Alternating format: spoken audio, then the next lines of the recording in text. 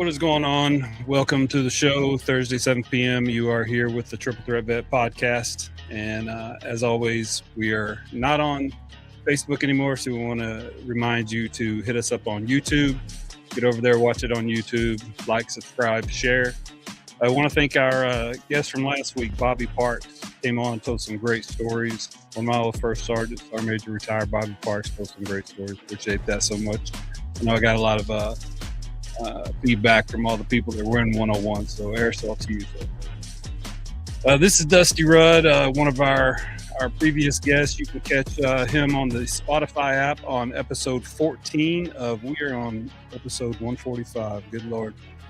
It's going by quick. Dusty Rudd, old Jason Statham, illegitimate child looking dude, you know, Dwayne The Rock Johnson Jr., looking like the Pebble. We love you, Dusty Rudd. This is his Magnum LinkedIn photo. He's going to be coming on here soon. He's got some new stuff going on, but we want to encourage you to go check out the show on Spotify. Same flag, same oath. Be sure and check them out if you want to get into any of their hats, their swag. They've got all the exclusive rights to the podcast gear, so check them out along with Becky Joe Art. Great stuff going on there. A lot of creativity. I know I am going to be at the Texas Association of First Responders Cook-Off. It's the 17th annual. We talked about it all last night on the So Spoken Gooder Show with Matt, Justin, Buddy Northrup, Buddy Yen, who I think's the defending champion. I'll be out there doing some judging. And then what do we got going here? Let me bring on Matt real quick for this. What's going on with this one, Matt?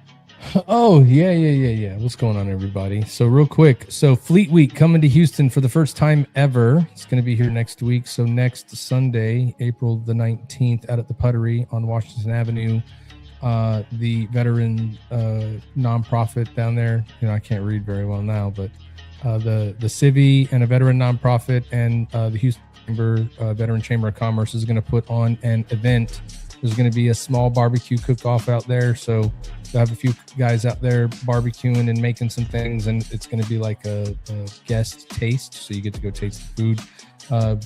Very inexpensive tickets. If you're active duty, active drilling reservist, you get in there for free. If not, it's like $15, but come down and support. You just get to come see some of the sailors that are in town for Fleet Week, and really you're there to see how veterans interact in the community, and it's an opportunity to talk to some active duty service members that are out here enjoying the city of Houston. So don't forget, we are a classy city. Don't be getting all crazy and shit when you see these people. That's why Al still lives in Florida and hasn't moved here yet. So that, and then the next day on the 20th, Tunnels for Towers is doing their annual golf scramble up in the Conroe area. They still have some room for some teams. You get to go up there, play some golf for a very good cause. And, you know, I told our good friend Ken Delarenzo, I talked to her yesterday. She's doing amazing. They're looking for sponsors. They're looking for players. You can go check them out. We'll probably link it up at some point in the show, like a link for the website. But on top of that, Tunnel for Towers, another great organization. Remember, it's support that helps them give homes to Gold Star families, first responders that have fallen in the line of duty, and catastrophically injured service members and first responders. So if you're ever looking for a good cause, $19 a month, it helps them give back, give scholarships, take care of families, and make sure that those heroes' families have a comfortable place to live after they've either paid that ultimate sacrifice or they no longer can go out and provide. So great organization, having a cool golf tournament, and I just want you to go out and support them because they do great shit. So there you go. Yeah, absolutely. Sponsorship opportunities. You can go to the website, check that out. And let's see. Also, I wanted to shout this out. May 9th, third Crawfish Throwdown, 5 to 9 p.m. Project Halo. That's right here in Fulshire, Texas. Project Zero will be having one of their big fundraising events. So come out and eat some crawfish. And I've heard $40, all you can eat crawfish. $40, all you can eat. All you can eat. Y'all know when you go to these crawfish joints nowadays, it's like $35 for 2 pounds and 1 potato. They're going to give you all you can eat crawfish for $40. You got to come check that. Oh, and by the way, they make really good ass beer at this place. Not that I've been there a lot, which I have, and their beer is delicious. So But today we got Steve Jimenez with a United States Marine Corps veteran and Hives for Heroes. But we'll get to him in just a second. But without further ado, let me bring back on and give the floor to our Senior Chief Moderator, Matt Johnson. Oh yeah, I pretty much gave you guys everything I was going to give. Although, congrats to my man Cole, my son. He officially joins the cult tomorrow. He's going to be an official Aggie. He's going to have that ring that everybody's looking for. So good on him. I will give an update next week on how far the projectile came when he does his ring dunk. But I'm super proud of him, excited for him. He's super excited. And then we're going to have a get together this weekend. So congrats, Cole, on your ring day. We'll see you tomorrow on that. And then, yeah, pretty much that's about it. I can't wait to talk to our guest today. I pretty much got out what I wanted to get out there. And so without further ado, we'll take it to y'all's least favorite segment, the hero. First of all, I do want to address Matt's comment about Texas and like how great that city is. Let me just explain something to you. It is a great city. It's an amazing city. And in fact, if you live in New York, Minnesota, California, Michigan, any of these type of cities that you live in, you know what cities I'm referring to. Florida's full. We can't take any more of y'all down here. But Texas is wide open. In fact, move to Houston. If you like crime, traffic, and just all that dirtiness, Houston's beautiful. It's wide open. All y'all move there. Florida, we full. We don't have any more room. But anyways, I digress. Let me talk about my week this week. So, without getting into too many details, because I don't want to get killed, especially this week. My daughter, if you are a father of daughters, if you're a dad, what is it, girl dad? If you're a girl dad, my hat's off to you. I salute you. It's been a rough week. My step into the first phase of womanhood, if y'all catch my drift, and it's been a rough damn week. And I mean, like, I've been a snack punk all week. And now technology's ruined the world. So now I'm getting text message hours of the evening and days about I need more fruit snacks. I need some Doritos. I need a Dr. Pepper. I need a heating pad. I don't know what's going on, but next month my ass is leaving, probably going to Texas just for the week, just to get away from the drama that is having a little girl or having a first phase young woman. I guess I could say it's tough. Let me tell you, my daughter is 11 years old, and it's been a really, really, really rough guy who raised three men. Well, I don't even call them men, three little punk ass dudes. I raised them. This has been a rough week, but really my rant today is really, I want to focus my attention and my little bit of anger on the organizations that are popping up all over the place. These organizations are the ones that are telling us to pay us a bunch of money and we'll help you get your disability claim up. First of all, I don't like any organization that uses the veteran name, the veteran tribe, the veteran community just for profit. Like, they're not doing anything outside of writing some letter helping. They can't guarantee anything. And they're, to me, this is just me, I feel like they're robbing veterans and taking advantage of the veteran community with the hopes that you're going to increase disability rating and we're going to do all this work for you. They're charging sometimes $3,500, $2,500, $3,500 to the veteran community to give them the hope that they're going to get their VA rating increase. I just feel like it's shady. I feel like they're popping up all over the place, and it's normally a veteran who's doing it. Like, you're to me taking advantage of the veteran community and there's no way you tell me $3,500 for you to write some Nexus letters is legit. Like, it seems like you're just taking advantage of that veteran community. You're taking advantage of that tribe, and I don't like it. There's so many organizations out there that use the veteran name and say they're a veteran organization, they're for the veteran, they're giving money to veterans.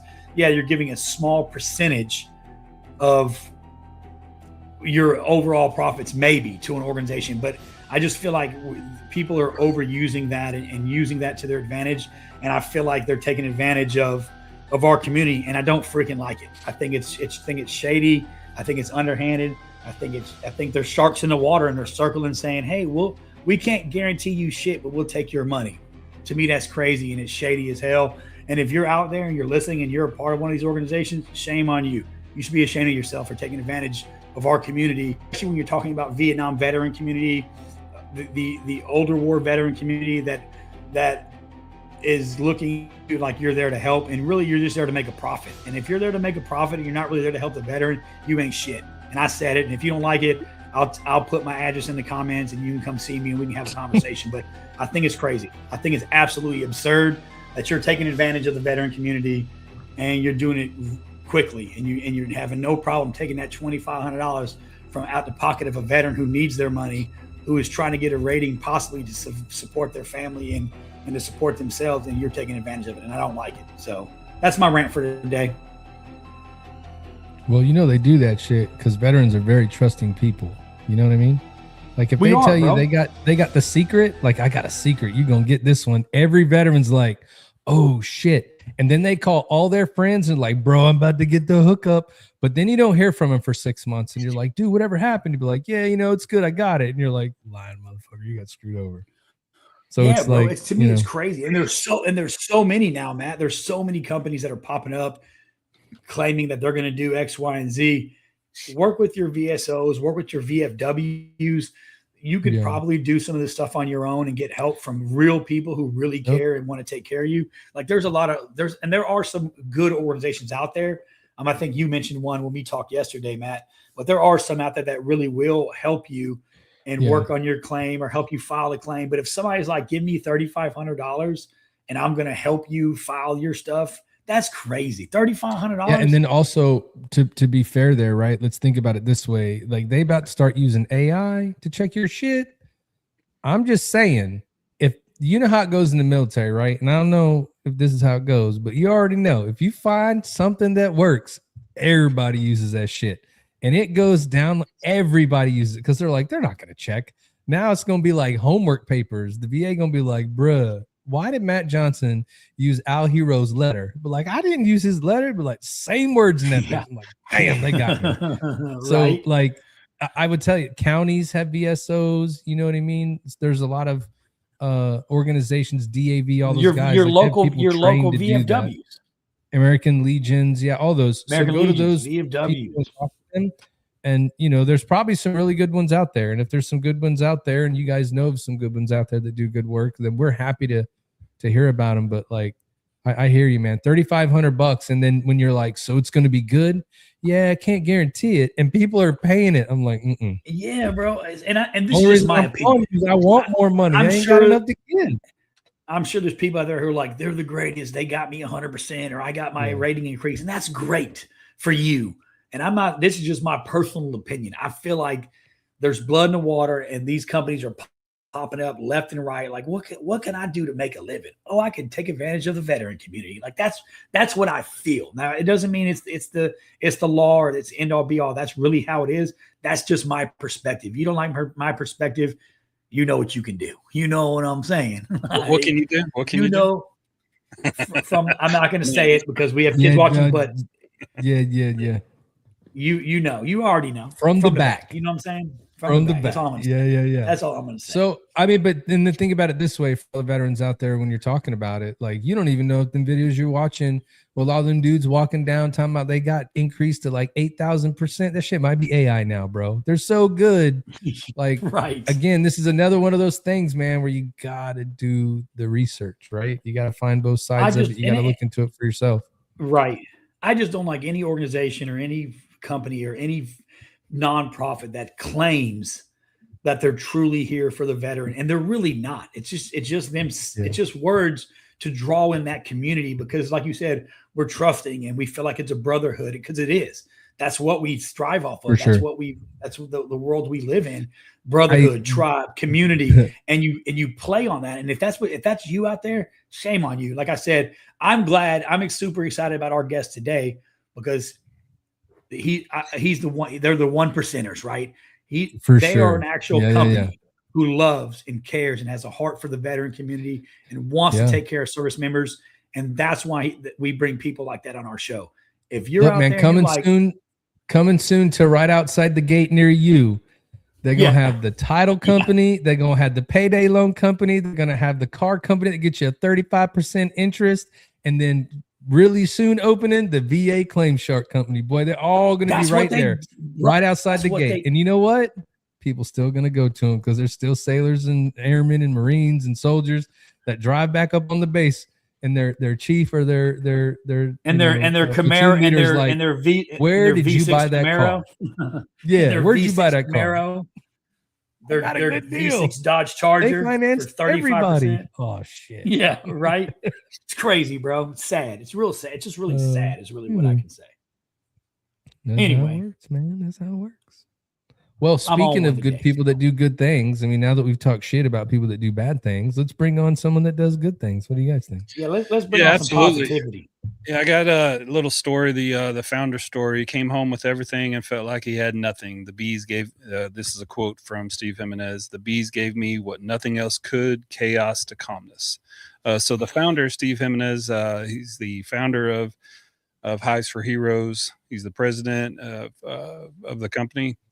USMC veteran, Texas A&M graduate, Rice graduate MBA, President's Lifetime Achievement Award. Steve deployed in support of Operation Enduring Freedom, built a successful business career, and still found himself battling depression, isolation, and severe PTSD. What changed his life was not just beekeeping, it was the presence, purpose, and community it created. That's something I'm sure we'll get into.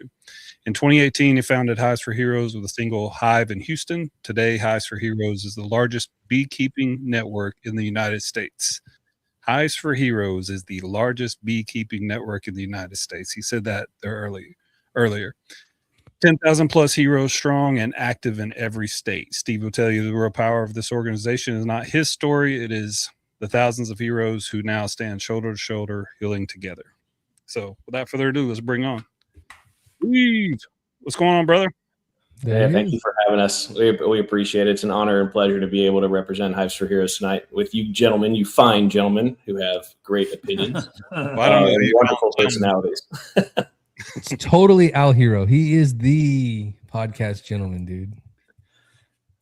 No, it's incredible. Thank you again for the opportunity to be here. And I know we'll go into some personal stories, but if anybody's out there reaching out, looking for just a community, reach out to Hives for Heroes. We're here. It's an incredible organization with incredible leaders all over the country. Might somebody find somebody in your local area. But I know y'all want to get some questions in as well. So I'm here for fun. I'm here to answer any kind of questions and just enjoy things that y'all have done. 145 episodes in. Congratulations. That's incredible. And I'm sure your audience really appreciates that. So thank you for having us. Yeah, no, it's our pleasure. 100%. Steve's here for the gangbang. There you go. There's a lot of Navy over there. I'll tell you what. We all know. You already know how we get down. That's why Ty's here. He keeps it civilized. Yeah, I'm the Army. Yeah, so real quick, I know that we have a lot to unpack and talk about for Hives for Heroes, which is the reason you're here today, but we do like to give our audience just a little bit of a picture of each of our guests. So what we like to do is just start off with just a couple questions. So the first one being like, where are you from? Where are your roots? Like, where did you grow up? I grew up right around where I'm at now. I'm in Katy, Texas now, but Houston, Cypress. So I went to Langham Creek High School, of course, was very active, played sports, sang choir, all-state choir, loved baseball, basketball, football, and then decided to go to the Marine Corps really my junior year, which was 9/11. And I can remember that like many of you can as well, sitting in history class, watching the TV going on. And a lot of my friends who became my brothers mostly went to the Marine Corps from Langham Creek. And so that was their senior year and they enlisted. It was clearly a hard time for everybody. And I made that commitment to myself at that point that I wanted to do something for this country. Could have gone and, whether it was playing sports or singing and doing other things, but that was really a decision-making point for me. And then my parents were like, you cannot go right now, right? There is war going on. This is full on. Go to college first. And if you make that decision to go to college and then continue that decision to go to the military service, we'll support you. So I went to Texas A&M University, was in the Corps Cadets, fighting Texas Aggie class of 06. So I know exactly what your son is going through right now, which is incredible. Ring Thumbs day up, is baby. awesome. 18 seconds for me. People are faster. People are much slower. Yeah, he told me he gets 26 seconds to do it because he grads in 2026. Yeah, I think that's kind of like the tradition, right? So what do you do if you're in a 00 grad class, 1900, 2000? Like you're just fucked. What are you doing here? Yeah, you're done. They just dump it on your head. I mean, just well, I was in 06. It took me 18 seconds. I knew a guy that did it in 8. That was crazy. But I bet you that dude was European. Here's some pro tips, right? Pour it, then let it sit, right? Get the head out of there and let it warm up a little bit so it's not cold going directly down. But experience tips right there. I got the photos. The beer's ready. Like as soon as we're going to walk out the door tomorrow, he's like, I'm pouring this shit in the pitcher tomorrow before we leave out. That way it's a little bit flat when you drink it. Like he's getting less bubbles in the stomach. Yes. I was like, all right, that's cool. But it is cool, man. You got this whole pitcher. It gets engraved and has your name on it and all that stuff. That's like, that's that Texas. I think that's why he likes it there so much. You got a lot of that military traditional stuff, like these little things that you do there that create that community that they call. I was joking, like he's officially in the cult, but yes, like, it is a huge community of people up there where if anybody's out in public and sees one of those rings, man, they're like veterans. They talk like they never met each other, but you wouldn't know. It is a there's a saying, from the outside looking in, you can't explain it, but from the inside, or you can't understand it. From the inside looking out, you can't explain it. And that's very military-esque as well, right? You don't know the stories that are going on there, but there's these codes, right? We have codes in Hives for Heroes. We have codes in the military. Aggies don't lie, cheat, or steal, or tolerate those who do, right? And everybody knows that. And they've had similar experiences through Fish Week and through kind of initiations, if you will. And those traditions are age-old. I mean, we're the only people with yell leaders, right? We don't have cheerleaders at Texas A&M. We have yell leaders, men leading the yells that are all over the stadium, and you can feel the stadium moving when these yells are occurring. I mean, it's high energy, high impact. Just a ton of amazing traditions like muster, where we remember the Aggies that have fallen every year. Very military-esque, just a lot of incredible traditions. And then, of course, that network. We work with Aggies all the time. We have an endowment at Texas A&M, and we work with the business school. We work with a lot of programs out there. And so I'm very proud of Texas A&M. I love the university, and I'm glad to be an alum. And he will be one too. Yeah. You heard that, Ty? It is a great place. You can pick them in football games. No. I agree. They're a great place, but I won't pick them. No. Yeah, I know. I give you shit on. Well, you know what? There's what do they call it? I want my son to go there, but we call it the battered Aggie syndrome. Is where every time that we are winning, we know that at some point we're going to lose, and it's going to hurt really, really bad. And that is terrible. It is terrible because this year during the football season, every game, like we're watching it and I'm talking to my son, and every freaking game, dude, he was like, we're going to find a way to fuck this up. Yep. I was like, we're up by 60. Oh man, we're going to lose this game.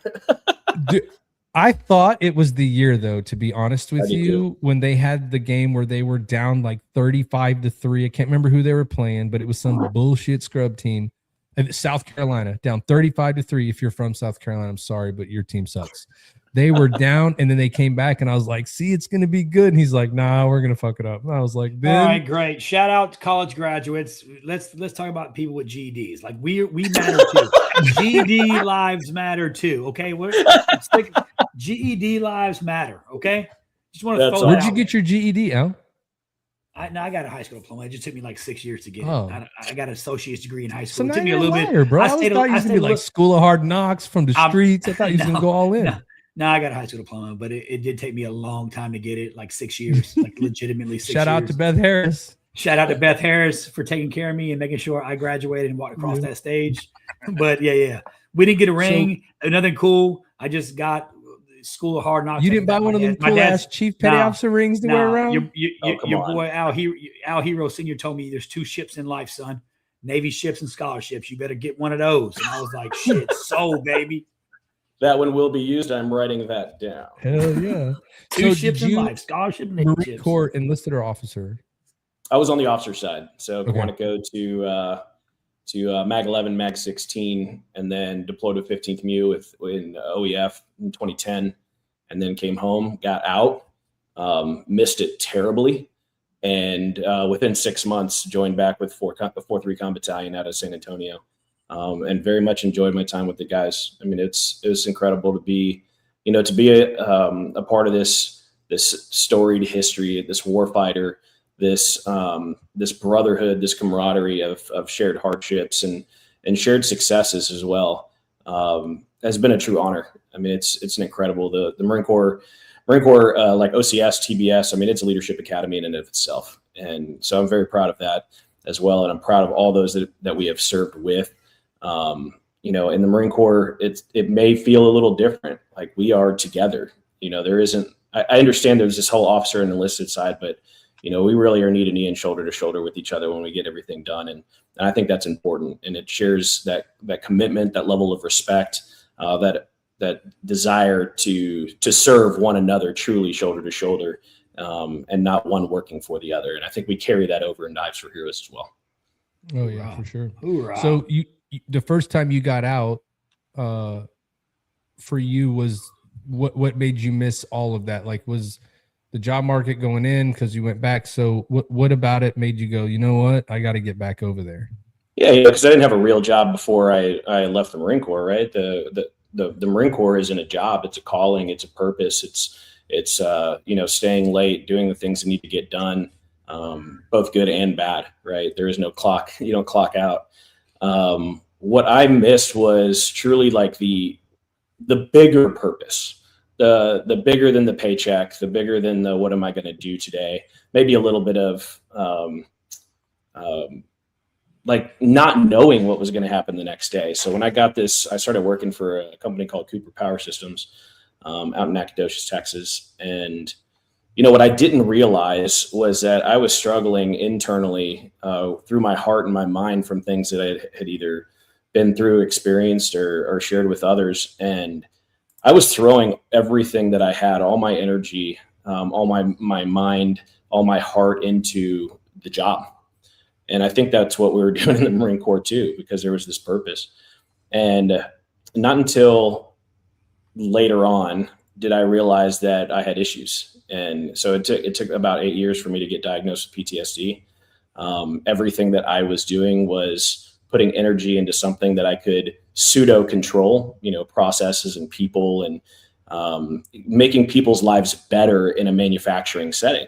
And I really enjoyed that because things would go well. But that brotherhood was there because it's a dangerous environment. It's, known processes, procedures, building a product or a widget, and really having accomplishment, right? So those were the same, but the purpose, the bigger purpose wasn't the same, right? Mm-hmm. People went home, and they're like, hey, see you tomorrow, right? And in other cases, whether it's you're training again, or you're going to happy hour, you're training for something bigger, right? Like when we were with Mag and Mouse, it was you're training to deploy.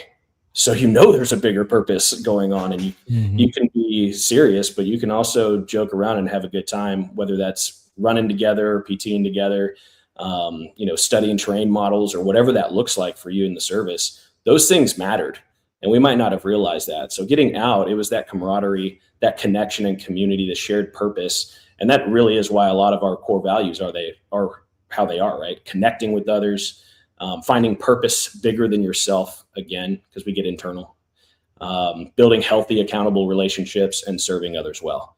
I think those are pretty solid for our people to understand and to be able to utilize every day.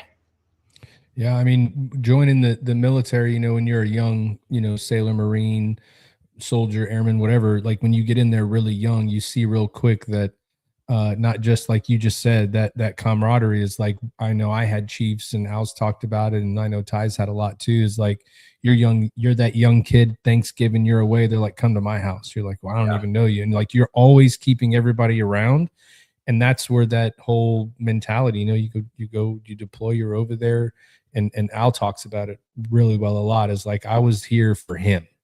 Not here for all the other stuff, but here for him. I want him to go home, and like you build that. And then when you get out and you're in the civilian world and you're like, what's everybody doing? Going home. Fuck you. You're like, oh, okay, well, I guess that's what we do now. And like, they're so scared in a lot of those places to put a lot of personable experience into those teams in the civilian world, which is why you see 85% turnover and all that stuff, right? Because there is no care. Like, you know, for as much as you know that you're trained to go do that mission and go do that job, at least you knew what you were in for. You know what I mean? In some semblance. But when you get to the point where in the civilian world, you're always like, man, I'm over here working my ass off and then it's done. And like, you know, that just thank you. Like, not that we ever looked for that in the military. I think we found that because we were in those group of people, like you said, let's look at these maps, let's do these things. Everybody was gunning to get there. So you were like, oh, I'm with all these people. But when you get out, you're like, man, what is going on? It's just crazy.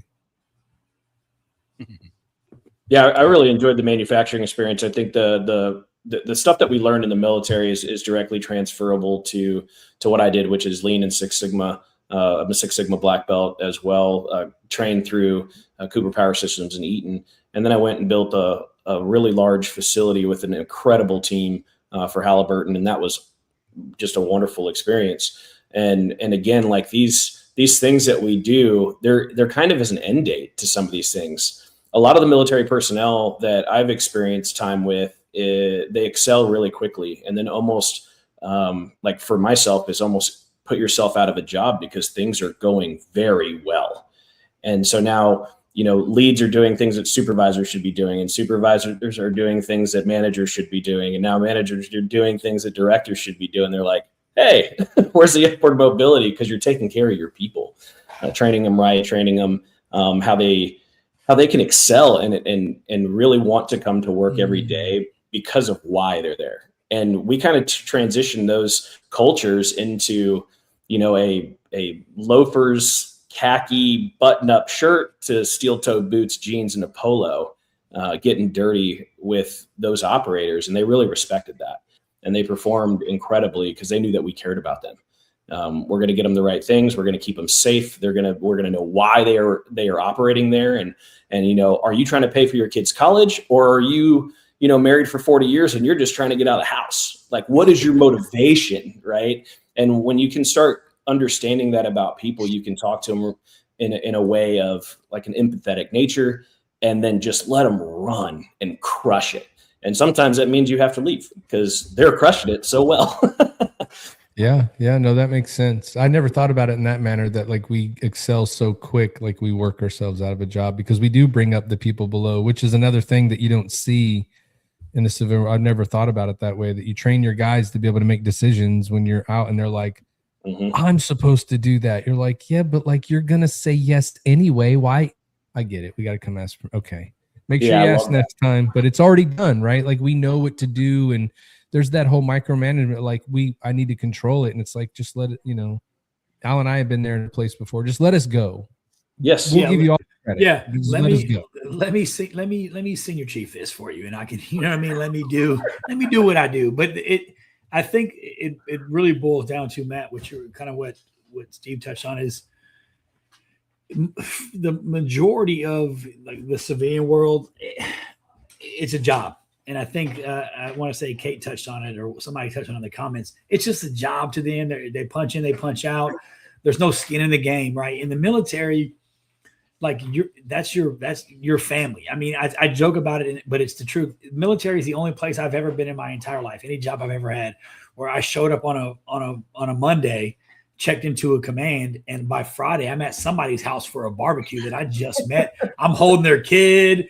I'm like, this is crazy. Like, I just met you, bro. And you're like, yeah, you're like, it's you immediately have this shared, whether it's trauma or what it is, but you have this shared sense of like belonging, where everybody, you know, that person at some given point in time down the road, you may be deployed into a situation where that person's got to get you home, or you got to get them home to their family and to that kid that I'm bouncing on my knee that I just met a week ago. So it's a different dynamic.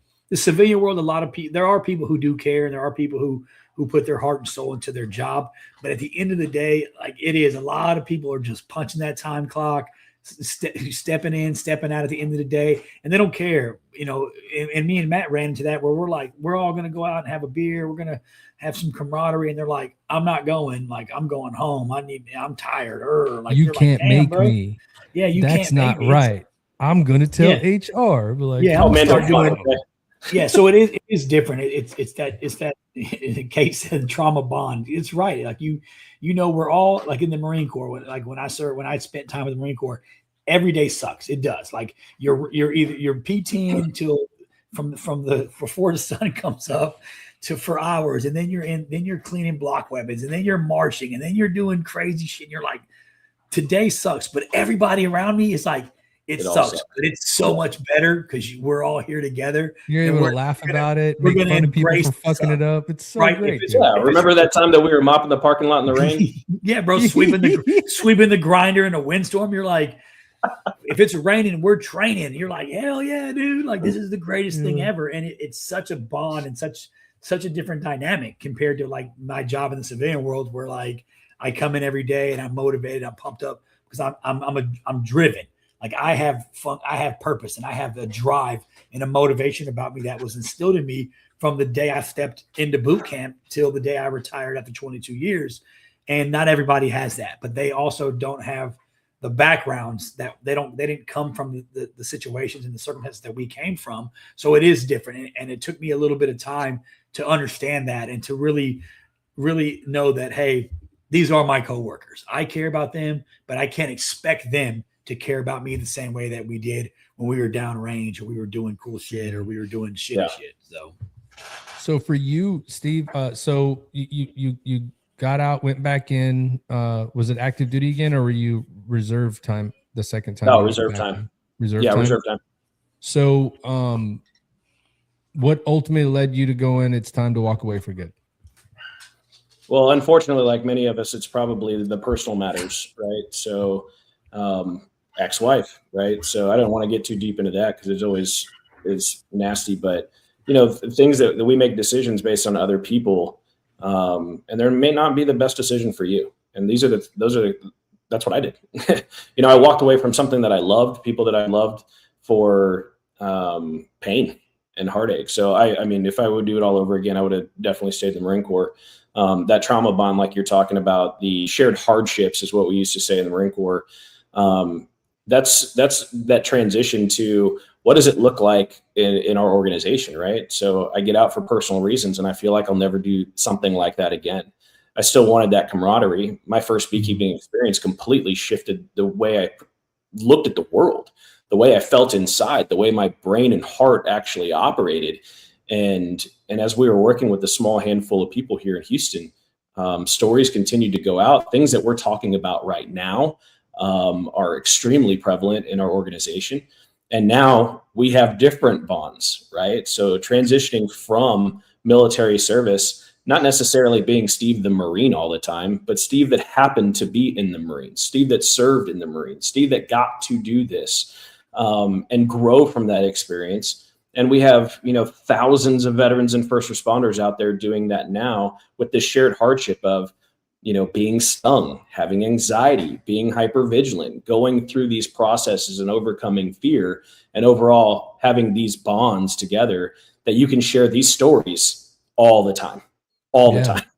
So, and there are people in our org like Kate and Ron that literally we've seen each other 2 to 3 times in 4 years. Wow. It's incredible. And we're this close. I mean, we are so close, and we don't even see each other physically, right? But we know who we are. We know the work we're doing on the ground. We know the impact of the work that is getting done to save bees and save lives. And we respect that from each other, and we work hard every day, even though you don't see it, just like the bees. Yeah, for sure. So I did want to roll back just a minute. So you said getting out, first bee experience. Can you walk us through the origin? Like, how did you discover bees? How did you discover that's something you wanted to try? And what got you there the first time? Oh man, that's great. Because at the time I was in a dark space. This was 2018. So talk like January 2018, very, very dark space, almost became a statistic. And in that, after the decision of not doing that, trying to get out of a dark hole. And I literally had a friend in May. I started doing things trying to get out of the house, right? Just kind of get space, stop being the isolation and depression. We all know where those things lead. And I had a friend invite me to a beekeeping experience, and I was like, heck no, like that is ridiculous. My easy ongoing joke is, why would I ever want to be around thousands of ladies that want to kill me? Right? This is insanity. Never knew it would work. So I didn't go for the bees. I went for the relationship, just like you do with your brother or sister when they say, hey, I need to go do this. Roger that. I got your 6, right? Yep. And so now I went to this experience. It didn't have anything to do with my friend, although I was invited by, but getting into the suit, like trying to understand, because again, this is a first experience. So walking through that for me gets pretty even emotional still, right? This is a life-changing experience in which I don't know what I'm doing. I don't know what these bees are capable of because I don't really have a background in beekeeping. But there's this anxiety, right? There's this fear of the unknown. There's understanding that they can sting you, it could hurt, but I hadn't been stung yet. And then like these processes started, and I can't explain it until later on, but essentially overcoming this fear, suiting up, right, in a bee suit, zipping everything up, buddy checks, right? Like all the things that you're doing, say you're jumping Mop up. level 4, baby. Let's go. Mop level 4, bro. So you're getting all that gear, you're doing everything that you're supposed to do, you're buddy checking, and then you're going into a hive, you're opening this unknown experience, and you can feel the bees, you can smell the bees, you can hear the bees. And in that point, everything in the world disappears. The whole world is gone. All the pain, all the trauma, all the memories, all the financial issues, everything, all your personal issues, they're gone. And you are focusing so intently on this hive. And I describe it as the first time that I could breathe in 10 years. Like wow. The entire weight of the world came off of my shoulders. And then I followed this process that they taught me, right? It's just like kicking indoors. You follow this known process, find success, build confidence. And that became kind of our little mantra: suit up, trust yourself, your gear, and your buddies, follow a known process, find success, and build confidence. And that singular experience, because it was so visceral and emotional for me, I was able to describe it much later. And as we communicated this, people wanted that same experience or a similar experience, because we all don't have the same experience, right? It's not how our lives work. Mm-hmm. And so we started seeing it over and over again here in Houston, Texas. And we had no intention of expanding. This was just us, a few buddies that were hanging out. We were doing rescues. We were doing removals. We were staying sober and getting off the couch, which is hugely important. And having that fellowship and that brotherhood again in a dangerous environment, right? And we're serving the community, right? I remember very vividly a significantly older lady whose husband had just passed. Myself and another guy, actually 2 other guys, went out there. And the bees were all on the wall. So it took us hours to get the bees out of the wall because it's a brick wall. We got all the bees out. She wanted some of the honey. We made sure she didn't spray or anything like that so she didn't get poisoned or anything. And so we gave her some of that honey. And then she shared to us that her husband, who was a beekeeper, had just died the week before. Wow. And for her, this was a spiritual experience of him literally coming back, talking to her in a sense, and then having veterans come and literally get him and comfort her. And he was a veteran as well? And he's a veteran as well. Wow. Like, you can't make that kind of stuff up. No, you can't. And so when you start seeing these things, I always say God doesn't open up doors, he blows them off the hinges for Hives for Heroes, right? The opportunities that are present, the matches that are made in, one of our first matches was 2 females out in the middle of Nevada, right? Like, that shouldn't even be possible, but they were like not even 10 miles away from each other. They lived in the same community, never met each other. And because this organization is more than bees, these 2 families created a relationship and had a wonderful experiences together. One significantly older, one about my age. And when Wanda, the older woman, also a veteran, her husband passed away, guess who was there to help through that process? Her new, right? She would have been alone in that time. I mean, this is so much more than bees. So I'm so grateful to be able to have the opportunity to meet so many incredible people and leaders, and just incredible humans that are around the country. And we get to play with bees doing this. So I was going to ask you a question. I think I think I have this right. And if I have it wrong, you guys can bash me in the comments. I'm not going to read them. You guys already know that. But anyway, something unique about you guys is you guys help veterans all over the country. And most people would go, that's cool. You guys are a nonprofit, but you guys are not. Is that correct? No, we are a nonprofit. Yeah, we're a nonprofit. We work on donors and sponsorships. So we're grateful. Thank you to all the sponsors that we have, to include HEB and things of that nature. And so we're grateful for that. This is how we operate. And our leaders and our people have incredible scholarships. Like, we have a lot of money that goes out every year. We have actually, in the past 4 years, this is a highlight for all of our members and those out to hear this, is we're a 100% give back organization. And over the last 4 years, we've given out over $1 million in some direct support to veterans and first responders through education, programming, tooling, gear, and equipment.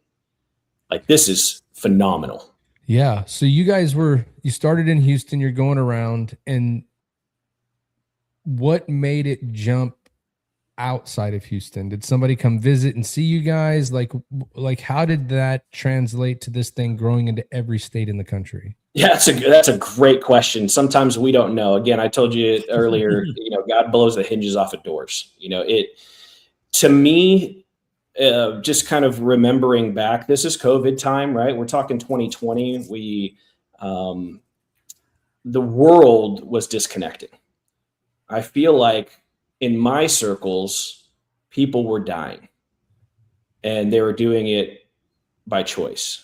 And they were disconnected and they were isolated. Like I talked about before, that's the most dangerous place you can be. If you are on this call, by the way, and you feel disconnected or isolated, like, talk to somebody. And I'm not talking about like you need to go talk to a therapist. Just reach out to somebody, because they care. You can reach out to us. You can reach out to these guys, but just reach out to somebody and just get engaged with something. It doesn't matter what it is. Get engaged.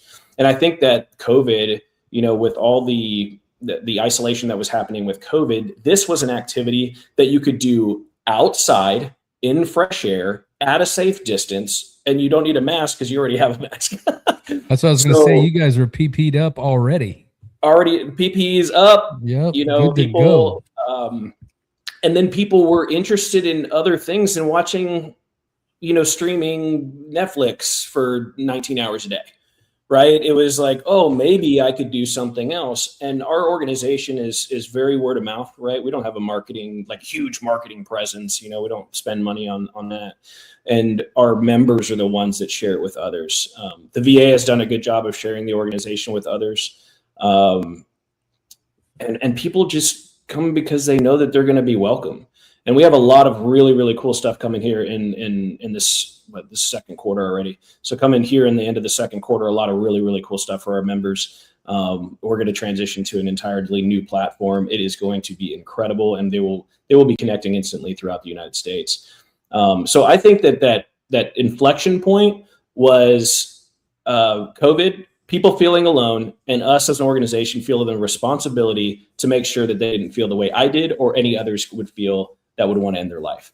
And that's the main motivator in Hives for Heroes, is keeping guns out of mouths. And it's incredibly important for us to do that through community and connection. Yeah. So for you guys at Hives for Heroes, so it's in all 50 states. There is something in all 50 states.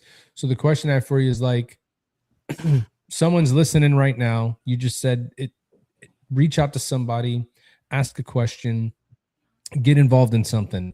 Somebody's like, I don't know. Well, one, we know they can go to the website and see if there's somebody close, right?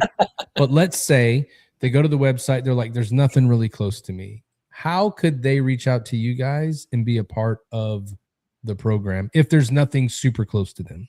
Yeah. So for them, the member will not know what's near to them currently. We're building out a really cool function in order for them to do so. But we have wonderful people, right? Leaders like Charlie McMaster, retired Colonel, Army, incredible at connecting people. If there's not somebody in your area, that's okay. We start off easy with community, right? Facebook group page right now. That's going to transition soon. We also have events, right? So there's actually events that are going out physically throughout the country. We have something like 350 plus events a year.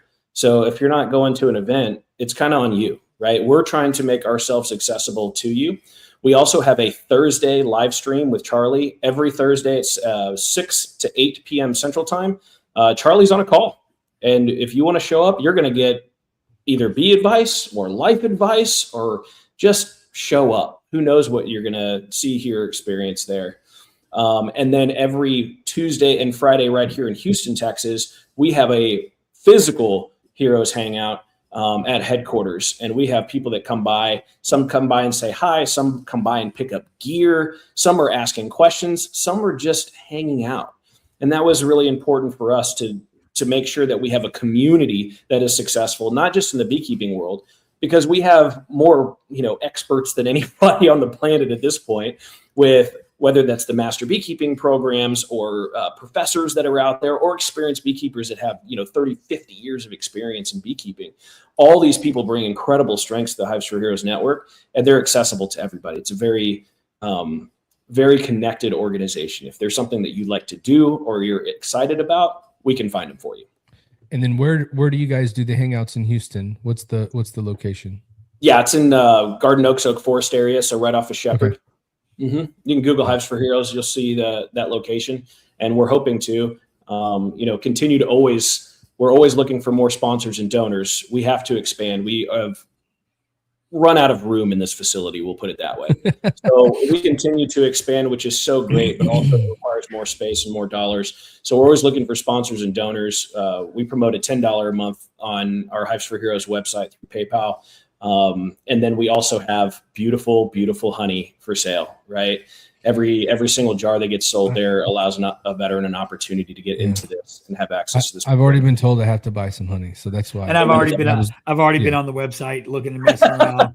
I'm buying it. They got a really cool hat. They got really cool stuff. They got really awesome honey. Look, I'm already ready. I'm about to break the bank. And everything's done from the veterans and first responders. So our hats, like Kevin, EOD Marine, retired Major, he is shipping them to you. Right. And he loves doing that. So everybody has a space and time here at Hives for Heroes, whatever it is that their spiritual gift is or whatever they desire. We try to get them in that role so they can have fun doing it. Kevin likes being in the garage and shipping stuff. He doesn't need a whole bunch of people around. He just gets the job done. Right. Yeah, there you go. I'm going to postgate my mortgage and buy some of y'all's gear. Don't worry. Yeah. Well, and Needless works with all our sponsors and donors, which is absolutely imperative and incredible. We have a huge push right now for money raised for all the things that we're doing. But again, those two easy things. We love to talk detailed about what we do, but it's really high level, right? Hives for Heroes is a nonprofit here to serve and save bees and save lives, right? Our bees are dying. We know this, and our heroes are dying. Hives for Heroes is uniquely positioned in order to solve both issues through our national network. It's incredible. And all it takes is a little bit of hard work and connection throughout the United States, and hopefully support from those that are out, throughout the United States. Those that want to support this cause through donations and honey purchases. So, Steve, how many times have you watched the Bee Movie? It must be your favorite movie. I bet you've watched the Bee Movie a bunch of times. Well, I always joke about they interviewed us for The Beekeeper, and Jason Statham played me, but it's all right. Yeah. Oh, there you go. So I do have a question for you though. What do you mean by we know the bees are dying? You just said that, and I keyed in on it. I know, obviously veterans, we know that, but what do you mean by the bees are dying? What is the correlation there? Yeah, so two big buckets of bees, right? We have our honeybee, right, imported from Europe. There's 5-7 different varieties of those that you typically see, right? You'll see a honeybee around a Coke can, or you'll see the hives out in yards, right? The white boxes for most people's understanding. There's a lot more hives, by the way. These bees can actually be pseudo-manufactured, right? We can grow more bees. On the opposite side of that, we have about 4,995 non-honeybee bee species that are pollinators that are dying cyclically because we're running out of land, right? So whether it's herbicide, pesticide, fungicide use, land usage. One parking lot takes a lot of land away. These bees live in the ground, they live in trees, and they don't have the same rate of reproduction. So because of that, we are actually losing our native pollinators. And that's something that we have been talking about now for going on about 2 years, of understanding that it's not just the honeybee that is there. It's all our pollinating friends that are extremely important. So if you're do a little bit of research, right? Just don't take our word for it, but there are definitely things that you can do on an individual level. So talk about minimizing the use of pesticide, herbicide, and fungicides, and also planting things that are in your area, right? Maybe on your land, that are native pollinating plants. So not just going to Lowe's and getting the pretty one, but do some research in your area. Soon we will actually have that on our website. You can do some research in your area and plant something that is actually native to your area, which is great for the native pollinator. Okay. So that's all I heard was science, nerd. And I was like, he using big words. I'm over here Googling the words you're using. Like, bro, he said native. You know what that means? Maybe, but no. You native Gordon, even though you from Georgia. That's hilarious. And cheer for Ohio teams every once in a while. I'm confused sometimes. And you got some things going on over here in the comments, which is great. I wish, Morgan Freeman does have a property out there that he has a bee farm. And of course, his voice is legendary. He's also an Air Force veteran. I don't know if y'all know that. He is. He's an Air Force veteran.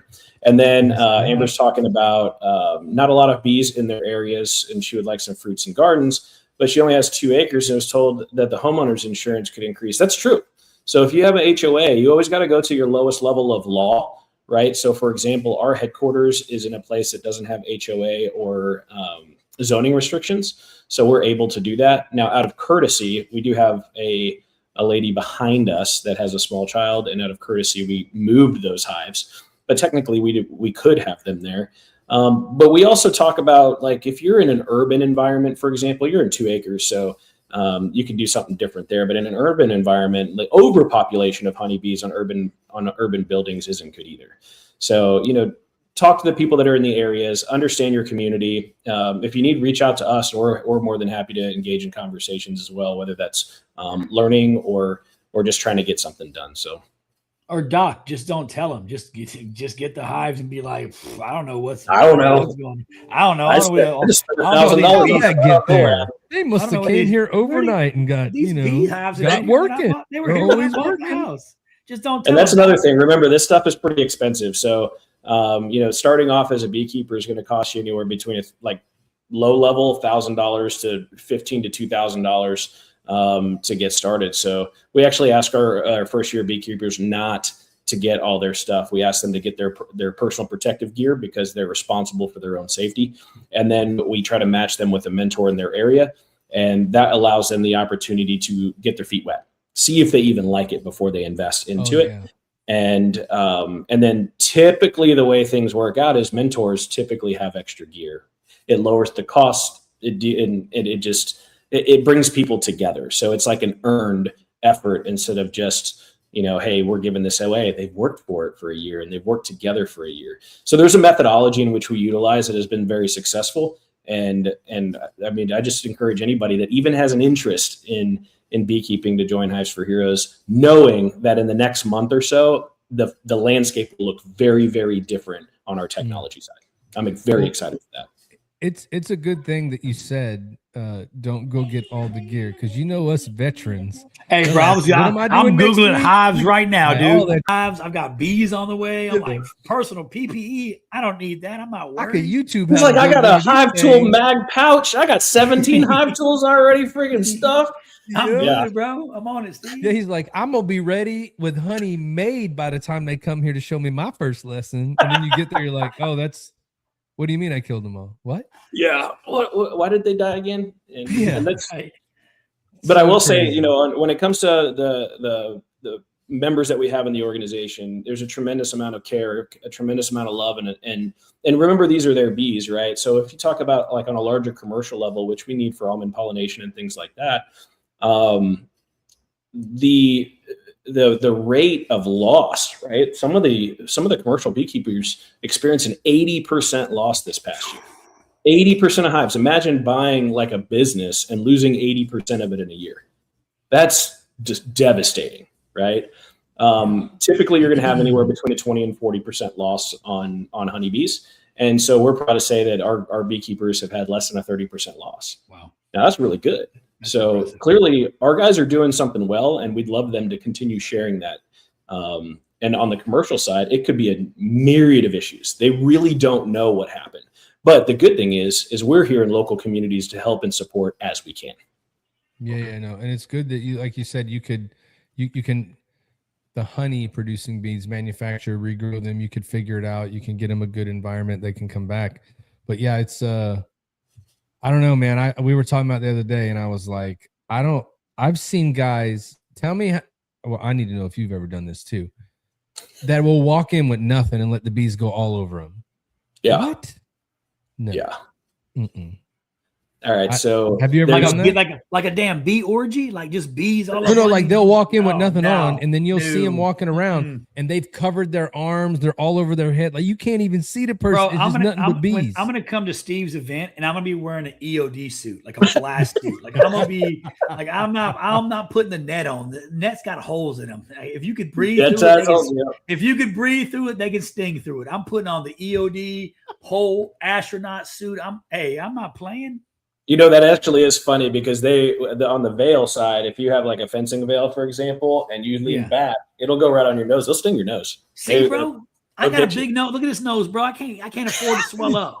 I can't afford to swell up, bro. Look at this thing. I get stung on this. It's a wrap, bro. I can't do it.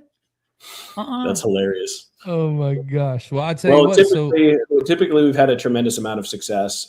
Talking about like. In the normal beekeeping world, about first year people are typically a 70% like quit rate. And then in their second year, typically an 80% quit rate. So you're talking about low numbers of people that are starting beekeeping and unsuccessful. And there's a myriad of reasons for that. We just tried to address those things through community. And for us, we have, almost the opposite of retention, which is incredible. People stay around when they're seen and they're heard and they're having experiences that they might not have had in community.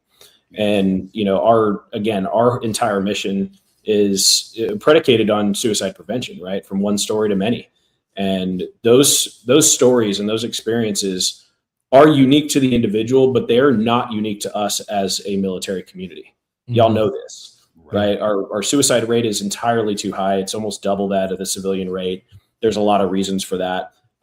Which is why we extended to our first responders. They're in our local communities. Understanding trauma is, for us coming back, right, from overseas, that's one layer.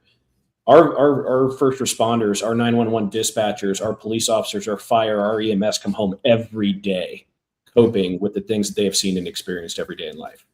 And I believe that they need a place to go to as well that is, judgment-free, but also here to support in your local community, which is Hives for Heroes. And that's why we extended that, because trauma affects the brain the same way, and we are here for each other. We are all in some way heroes, to include our civilian mentors. They are now heroes serving in this capacity through us.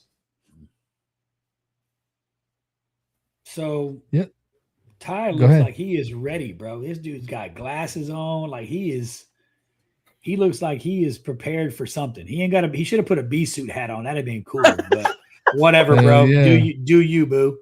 Yeah, we'll be back in a couple minutes. Oh, you must be muted. We don't hear you. You're muted, Ty. Oh, my bad. that was some of the best. I said the most inspirational shit just then. No, so a couple of years ago, Tatum got to partake in putting a hive in. He got the whole suit. I've got pictures, and it would have been much better if I'd had a bee suit on tonight, but I did not. But anyway, it is time for the Triple Threat Vet hot seat. So I'm gonna get rid of those guys. Go ahead and take over. Get rid of those guys. Yeah, go ahead and take over there, Matt. So I'm gonna play some music here. So the hot seat here is where we just get to know you a little bit. So we'll start with this. How many times have you been stung, and does it even bother you anymore?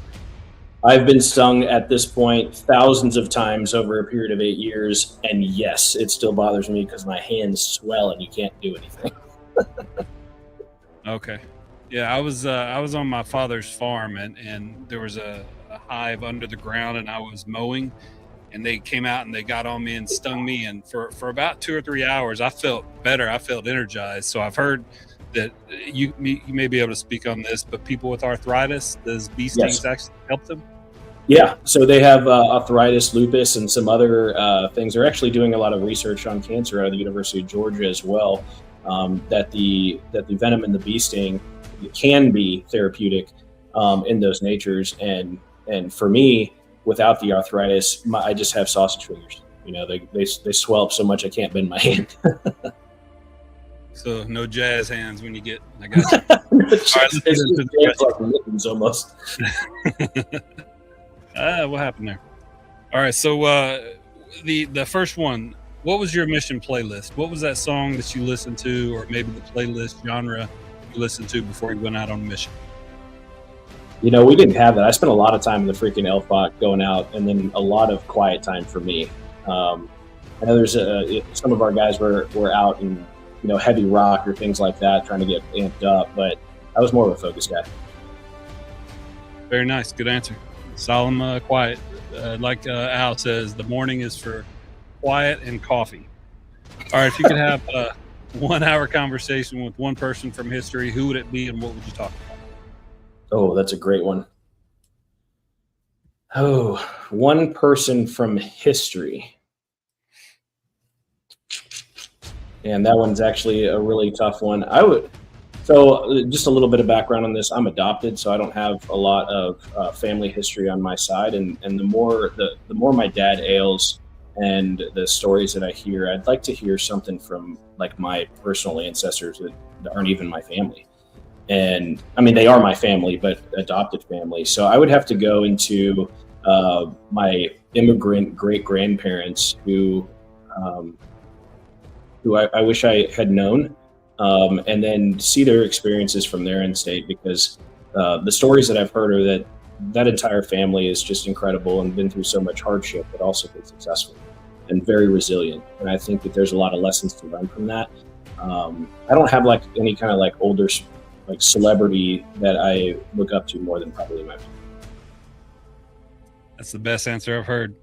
All right, what is the best advice you could give to military members that are getting out of the military service and entering the civilian workforce today? Oh, entering the civilian workforce. Be prepared. There are things that are going to get in your way. Most of those things, like one of Neela's brothers working with this, but certifications. I was very, very blessed to have a lieutenant colonel look me in the eye and say, "You're not going to get anything getting out as a captain in the Marine Corps. Nobody's going to hire you. It doesn't work like that. You think it does because they tell you that." And he made me go and get a Lean Six Sigma green belt, and that is what got the job at Cooper Power Systems. So I would say be prepared, open eyes, but also do some research on what it's actually going to take to get that career. And on a personal side would be allow yourself to connect and join a community and be easy on yourself, right? The transition is not easy. People can say they have had experiences. Oftentimes people say the enlisted version of transition is harder than an officer side. I've seen both sides, not personally on the enlisted side, but I've seen both sides in the experiences. Everybody has a challenge transitioning. So connect with as many people as you can, learn as much as you can, and be prepared. Connect and be prepared. Sage advice. I will also say, do your VA claim before you get out, right? That's a huge one. And also, I would tell this to my sergeant major when I went back, was have your guys, if you want to prep them for life, have your guys go to sick bay every 6 months. No questions asked, just go to sick bay, have it recorded, because here in the future, that's actually taking care of them long term, not only them, but their families. Absolutely. What's the most unique place in the world that you've ever visited? I think our marathon run in Dili, East Timor in Indonesia is an experience of a lifetime. Remember, there was no actual running water there, and we ran a marathon in the streets. Just saying. Sounds like an interesting story. I know you've kind of touched on this earlier in the interview, but just wax poetic for me about what therapy bees does for you. Yeah, it's a combination of things. I mean, you're talking about allowing nature and people to heal together, and I think it's something that has not been explored as much as it could be. Clearly, we have a lot of technology and things of that nature. We have studies, and there's some anecdotal studies that are out there, but there's nothing like the real experience. Getting into a bee suit and understanding what this is, what this feels like. Again, my personal side was so different going in and going out that I wouldn't want to share that with somebody to believe that that would be their experience. It was simply mine. And everybody has the way to do things. But you're talking about they're operating at 60 hertz. They're operating in the key of C. These are things that monks have been around doing meditations and yoga for centuries. So at the end of the day, beekeeping works and community works. So we put those together so you can heal in nature with your friends and do something that's exciting, not only for yourself, but for the community around you. I love it.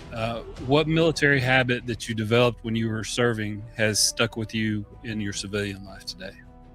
Oh my goodness, the hypervigilance. There is not a second or time of the day that I'm not looking around, observing my environment. Even explaining it to the people around me, like my kiddos, understanding gait. Like, what does it look like to see somebody approaching? Are they a threat? Are they not? What's going on in a restaurant or things of that now?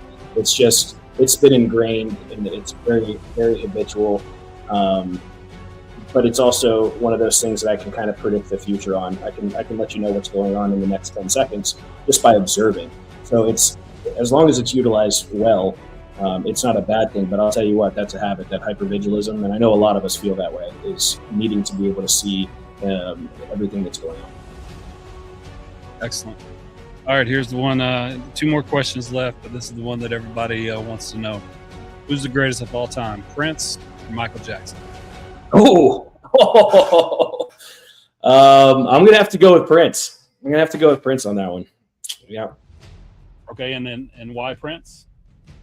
I think to me, when I grew up, is not as much notoriety. So to not have all of the eyes on you, in my experience of being raised, right, then for him to be known is pretty impressive. So then later on in life, you hear the stuff and you're like, oh man. Yeah, Prince. You can't go wrong with Prince. Here we go.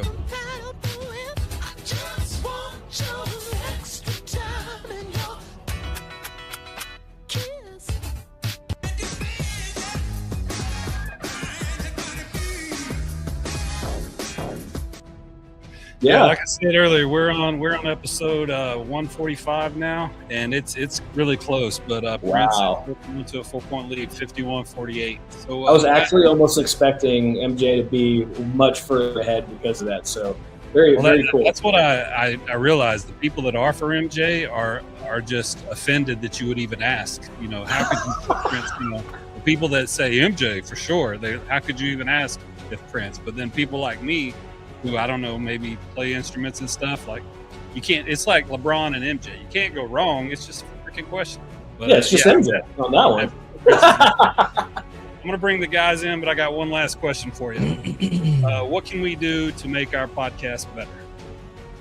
I think y'all are doing an incredible job. I mean, again, 145 episodes in. I think at this point, the only thing you could either do is, give money away. I don't know. You guys are doing a great job. You work well together. Those questions are great. You each have your segments that are awesome.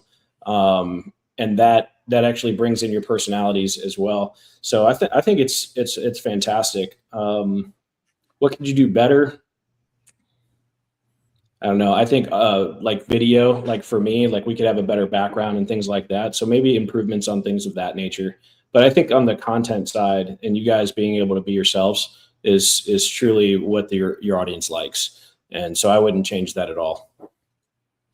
Appreciate it very much. You've officially graduated from the hot seat. Look, Al, people give you compliments sometimes, bro. It's all good. It's all good. Hey, I don't get them often. Trust me, I'm married. I don't get them often at all. You get pulled out of the sand by Vietnam veterans. That's what you do. Great experience. Don't ever want to have it again. Don't ever want to do that again. But I'm just glad it was a Ford that pulled me out. That's all I can say. Oh my goodness. I couldn't live with myself if I was like sitting on the beach stuck in the sand and this Chevy pulls. I like Chevy, but I don't. They're gonna be taking videos of it. I'm gonna be on somebody's social media like, look at this Ford stuck in the sand. Like, oh, that's another thing that I've carried on is my dad got the original the 1993 Chevy 1500. Ooh, it's a beautiful truck. So I still have it. That's man. And so people, every time I'm driving, I go to the gas station, everybody asks me if I'm selling it. Kevin, the guy that does all our products, our EOD guy, every time he's like, so when are you going to give that to me? Never. I love that truck, man. That's rolling history right there. That's funny. I like all the retro things that Ford's putting out now. They've got some of the F100 paint schemes. They're so sweet. I just seen one time. I was like, baby. Why did you let Al get into the whole Ford conversation now? Sorry. This is going to be like college graduation. Look, I'm talking shit, but my wife drives a Honda. My son drives a Toyota. I drive a Ford. Like, I just like to be like, I drive a Ford. Like, I drive a Ford because I can't afford to buy anything else right now with the way prices are. So I'm going to drive. Yeah, I drove this. Me and Ty had like damn near like a very similar truck. Like, I'm driving this car because I can't afford to pay $1,500 on a new Ford or a new Chevy. Oh man, one of my buddies has got a brand new Raptor, and I'll tell you what, it's clean, but it's got a clean price tag too. It's got a beautiful price tag, and it costs you $150 to fill it up. I'm good. I work from home. My truck stays in the driveway, pulls the boat every now and then. That's awesome. I will say that it is very clean. The hypervigilance translates to beekeeping in a great way. The observance of us in the hive makes high-level beekeepers. We say the same thing about we're into the barbecue culture as well. So, your trailers, your vehicle, you got your meats or your ammo. So the proteins, that whenever there's a vast amount of concentration, group effort, and like you said, connection, then these things are great for veterans to just get out there and connect. I see you, Bob. Well, we say it all the time, Steven. I mean, you touched on it a whole lot, and it's awesome. We always say find your tribe. Well, I'd say find your hive, find your team, find something somewhere in some way to connect, something outside of sitting on your couch, just living in sorrow and living in depression and living in darkness. Find something that you can connect to or that you're passionate about and get involved. It doesn't take a whole lot of effort. Sometimes it doesn't take a whole lot of money. Just find something you're passionate about and get off your ass and do something. Motion creates emotion. Find something that you can move with and do and find that healthy habit, that healthy atmosphere, and find your tribe, find your hive, find your family, find something outside of just living in crap. I mean, living in your day-to-day inside your head, and that's all you have. Get outside of yourself and find something to get involved in. I couldn't agree more myself. That is perfectly stated. I want to share one quick story. We were working with Wounded Warrior Project, and we had a young lady that came with her husband. And her initial experience was she just wanted her husband to have the experience, wanted to go out there. And so we didn't put any real pressure on her in order to get into a hive, because you never want to do that. You don't want to pressure people into do things. And so at first she was she was inside the door, probably about 40 feet from the hive. And she didn't want anything to do with it, right? She was convinced that these bees were going to find her and her only, and it was just going to be a terrible day. And so over a period of like half a month, it took a while to like kind of coax her out as, hey, if you feel comfortable, why don't you step out of the door? And she's like, all right, cool. So she stepped out of the door. She put her suit on, stepped out of the door. And then you could see her transition like every 3 to 5 minutes, just another 1 or 2 steps closer. In real time, she was overcoming her fear, right? Not the bees. She was overcoming her own fear. And that translates directly into life. right? And she's overcoming, and every 3 to 5 minutes, she was just coming closer and closer and closer until she got to the point where her husband was like, wow, you're out here, like, congratulations. And it took another 2 or 3 iterations of that to where she actually physically felt and held the frame of bees. Yeah.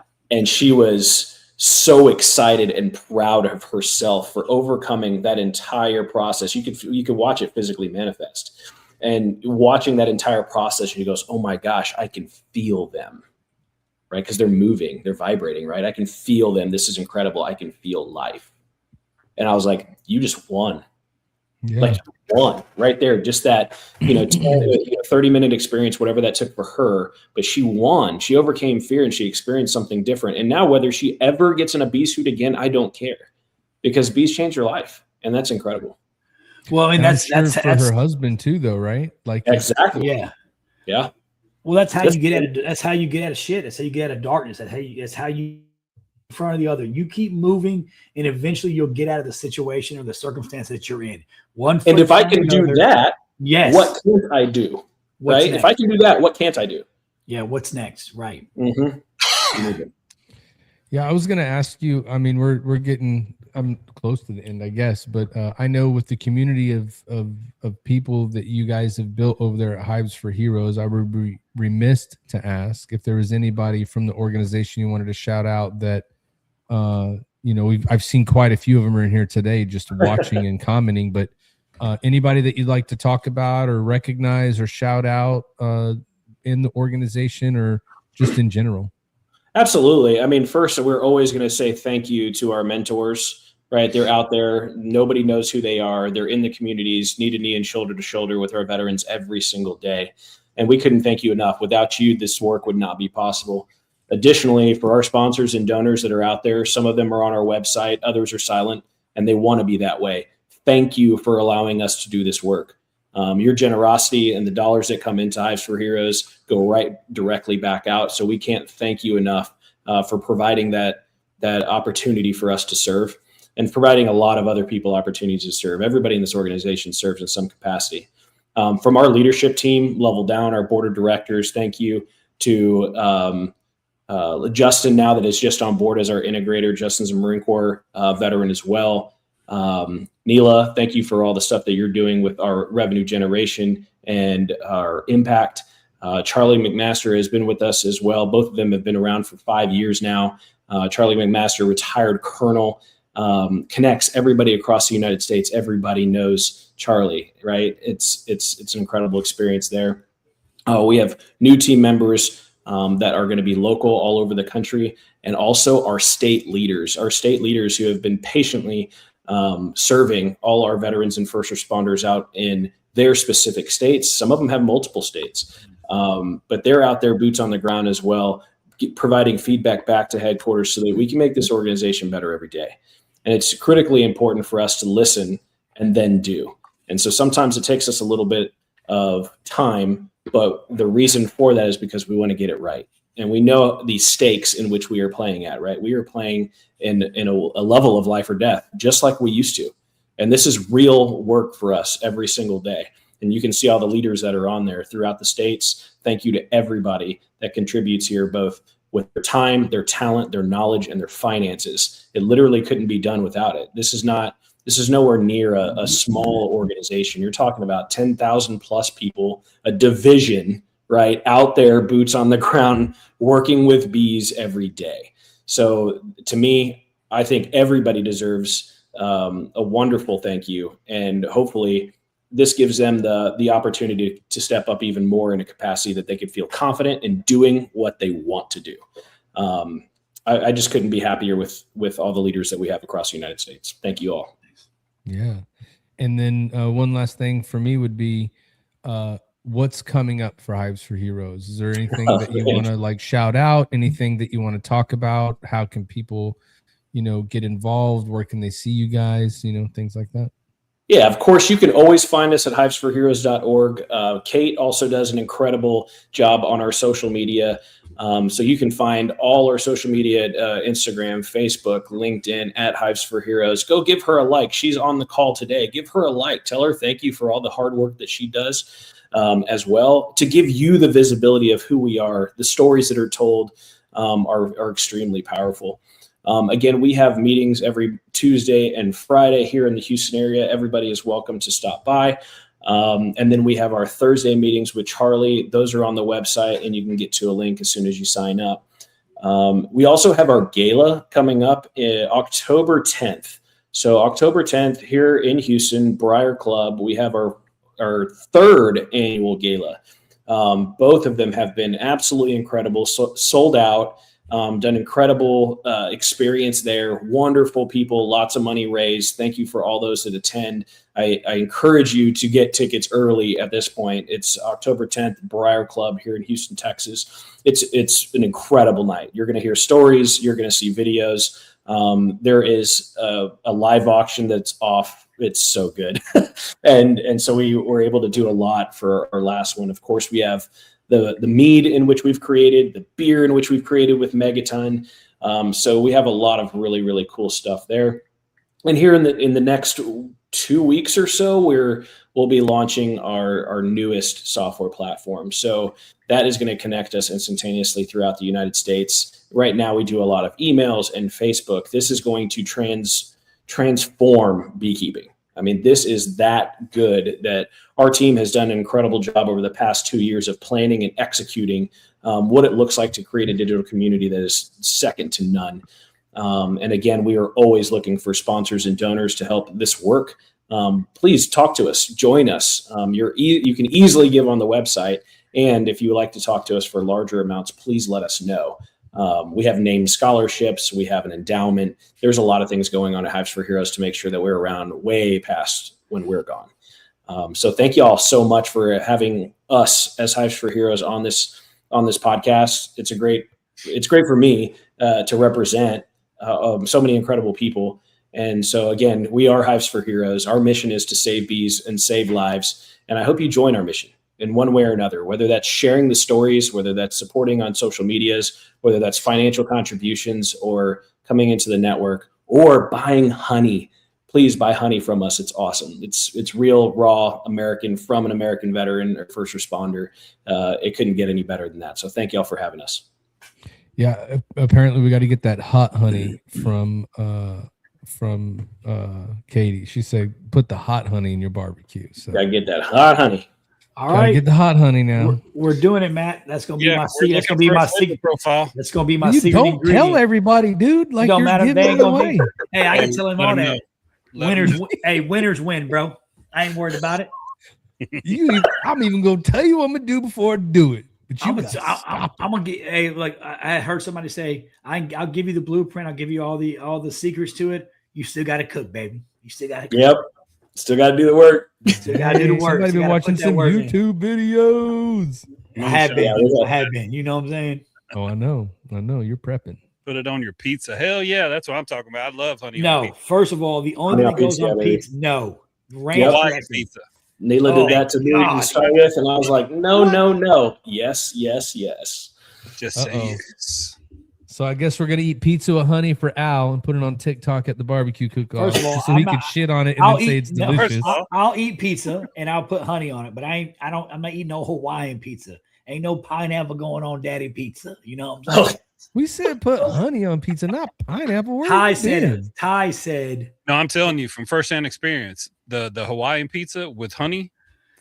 Okay, fine, Ty. The next time I come to your house, we're gonna See relax. How easy it is to talk we're gonna relax and we're gonna do it. We're gonna go to that pizza place your wife took me to. We'll write a movie about it. We're gonna and then the next Thursday, right when we're out at the barbecue contest doing this freaking podcast, and be like, bro, you gotta get some honey on your Hawaiian pizza. Watch, you're gonna. We'll bring. Actually, is that the one at Halo? No, the crawfish boil is May the 9th, but we're going to be at the Danny Dietz Memorial Cook-Off in September 12th. 10th, 11th, 12th. It'll be our first Waller at Jellystone Park. You'll have to come join us out there if you're in town. So we'll bring the honey. There's an invited list for this. We're going to have like a freaking Thursday throwdown.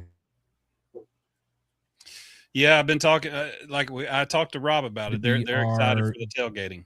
Yeah, you're our tailgate czar. Like, you're gonna have to tell us how to do this thing. So it's gonna be great. America. With 2 capital M's. Hoorah! Don't even need an ID to come to our tailgate. Hoorah, kill. You look really young, and then we might ask for it. But in Texas, if your parents give it to you, it's all good. So whatever. That's right. Yeah. God's country, Texas, my second home. Boom.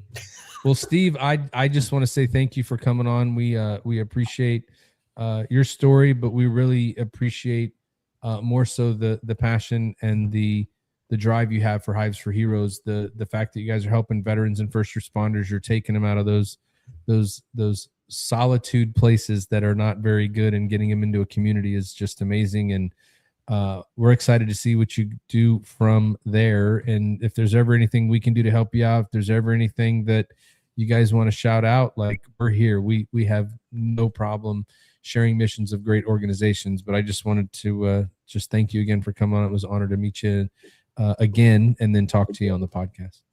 Yeah. Thank you all again so much.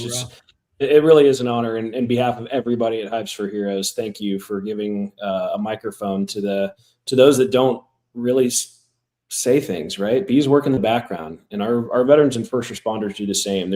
It's not an ego-driven thing. It is something that we get to serve our brother and sister in this capacity. And so for y'all to be able to give this organization a microphone for a little while, we're very grateful. Thank you very much. Thank you, brother. Yeah, you're in the family now, brother. Anytime you want to come back, if you've got updates that you want to shout out, all you got to do is let us know and when you want to come on, and we make it happen. Roger that. Thanks for the show. All right, Semper Fi Marine. Nice to meet you, sir. We'll talk to you soon. Gents. Hives for Heroes, Steve Jimenez. Thank you.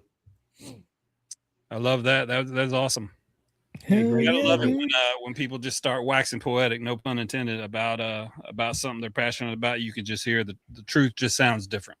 Oh, absolutely. And we're gonna get some of that hot honey for. I'm gonna get Steve to do a promo video. I'm gonna put on my thong. My. I was about to say, you can't put it on yourself, dude. Listen, I'm gonna put on the American flag thong, and I'm gonna run around the hives with nothing else on, like Steve-O. And I'm just gonna run around with an American flag.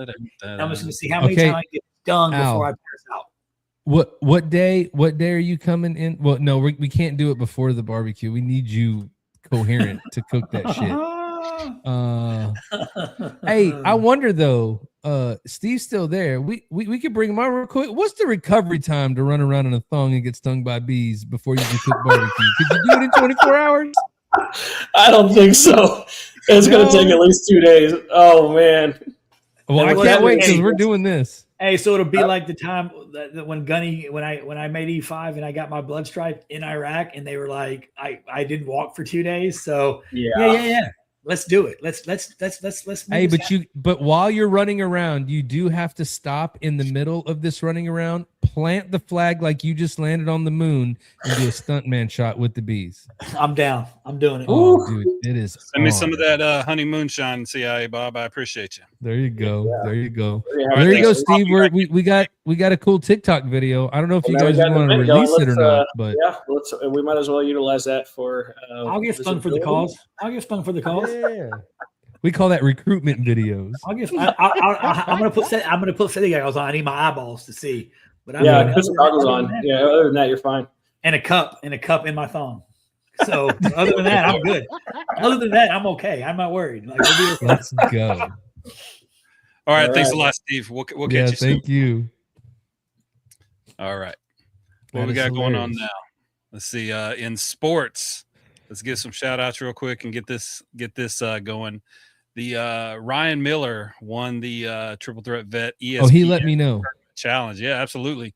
Hit us up. This is Ryan Miller here. One called Poncho with the win. Benjamin Routh was second. Bish Daddy 58 was third. And then of course, how the Ty Cobb was. Did you finish fourth? And well, your because team was I was out of really it before strong. everybody's. I was strong as hell until Florida got beat. But anyway, let's not you talk were about strong as hell till Florida got beat. Until Florida got beat, and then everything That's just bullshit. went down. Where did I finish? Like last? You couldn't even put me on this. Al didn't even register a bracket And you didn't even put me up there. I'm first of all, if only the top 5 walk. Yeah, I mean, I'll take the walk. Fourth place for Ty. I'm proud. I'm happy. Well, I am glad, Ty, that you finished 4th because you did have a shitty football season. Oh yeah, we're just the wound is still open, Matt. I appreciate you just putting the salt and lemon in there. Look, man, I got demolished in this thing. You know, I got. So what does Ryan win? What does Ryan win? He's getting a hat, a hoodie, and a T-shirt. Nice. Okay. Yeah, absolutely. And then featured guests next week, we're going to have one of my old battalion commanders, Colonel retired Christopher Benson, Army combat engineer. I was stationed with him out at White Sands Missile Range.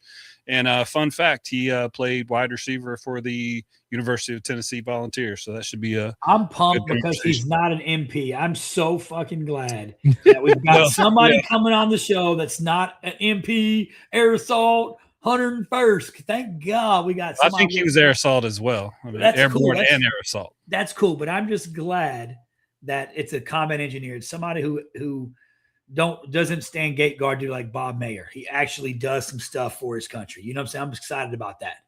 Yeah, Bob tells me to look at my phone. It's a naked pic. Don't do it. Oh yeah, some bourbon honey. I love you, Bob. Honey bourbon. That's what I'm talking about. Send that to me. Wait. Honey bourbon. What kind of honey bourbon? Devil's Keep bourbon barrel raw honey. Ooh, let's go. Let's go. I'm not gonna lie. Cole bought a bottle of that honey, Jack Daniel's honey. Boy, I thought I was drinking Kool-Aid. That's from Tennessee. I don't drink that. You lying fucker. I don't. It's Kentucky or bust, bro. I don't even touch for it. Real. For real. You ever drink Brass and Anchor? What about Big Stick? No, you gave April me 1. I tasted Big Stick from you. April 1. I've tasted no cheap bourbon. Well, they do. He makes it in Kentucky now. Yeah, never mind. So we good. Anyway. We good. Shout out Troy Pepito, April 1. Absolutely. They got a rye now, by the way. Did you know that? Mm-mm. Well, I'll probably be buying some pretty soon because I like that last one, and I think it's gone now because I got drunk on that episode about 10 weeks ago, I believe. Nice. I was so sad because I had I poured bourbon today. And I went in and I like have maybe like I don't know. I got like I feel bad. I should just like swish some water. What do you call it? Mouthwash. And I got like very little of April. So I got to buy more too. I'm out of both of them. All I know is I got some cool bourbon barrels in my garage and I'm pumped. My whole garage smells like bourbon. I know. Hear me out. I got you. Yeah. I need that contact, bro. I'll text to you right now. Hell yeah. CIA Bob says Casey Jones Distillery in Hopkinsville. So Casey Jones Distillery. Devil's Is he running around with the Ninja Turtles? Man, it's untelling what CIA Bob's doing. He's got the whole Hopkinsville and Clarksville wired, I'm sure. I do though. am very interested in trying that bourbon. I mean, it's got a picture of a devil, has honey in it. It's got to be delicious. And Matt, just so you know, the person who the gentleman that I spoke to, he's an Air Force veteran, so that's pretty cool with these barrels. So, that is even better because I gotta. I'll tell you once you jump off. I have a reason I'm asking for that. I know why you're asking. You told me early. That's right. I did. I'm with it. Nice. Hell, I'll bring one down when I come in September. Let's go. Let's do it. All right, Matt, take us out. Yeah. Yeah, well, once again, it's Thursday. We're here. You guys are here. And if you're not here, you better be listening to this in a recording, and you better subscribe to YouTube and wherever you get the podcast from. Otherwise, you might miss a great story like we had with Steve today about Hives for Heroes. So thanks for coming. Thanks for supporting. Really appreciate it. Share it with everybody you know. It's always good to talk to everybody and see everybody there. I can order it online, Bob. Perfect. Do they ship to Texas? Because I heard some states hate Texas because we're just so fucking awesome, like Florida. But anyway, thank you everybody for coming in. We appreciate you listening. We appreciate you being here. Again, talk to somebody. If you need help, reach out. That's what we're all here to do. That's why we tell the stories. And if you have a story to tell, reach out to us. We'll try to get you on here to tell yours as well. And with that, congratulations, Cole. Can't wait to see your ring ceremony tomorrow, see the ring dunk, and welcome you officially into that Aggie family legitimately. At least I know you're passing college now. So with that, we'll see you next week. Easy day. So I say it every week. I'm going to say it one more time. I'll probably say it again next week and the week after. Call somebody this week and check on your brothers, check on your sisters, check on your battle buddies. Just reach out to somebody, tell them you're thinking about them, and they're in your heart. You love them. And you just want to check on them. I mean, it's as simple as that. Go through your phone, spin the dial, find a name, call somebody, check on somebody. I had somebody call me this morning that I ain't talked to in a while when I was in the gym. It was great to catch up for a little bit. I really wasn't working out a whole lot, so it was great to just run my mouth. But on a serious note, find your tribe, find your hive, and find something that gets you motivated, gets you moving, and gets you off the couch, and gets you doing something to better yourself and better those around you. I love y'all. Thanks for tuning in once again this week. See you next week. Yeah, shout out to my cousin Donna K for watching. Hey, boss lady, appreciate you watching on TikTok. This is episode number 145. You can go back and check out all of our back catalog on Spotify or Apple Podcasts, Amazon Podcasts, wherever you get your podcasts. Check us out. We are live here every Thursday at 7 p.m. Appreciate you watching. See you next. If you or someone you know is in crisis, contact the Veterans Crisis Line at 1-800-273-8255. Then press 1.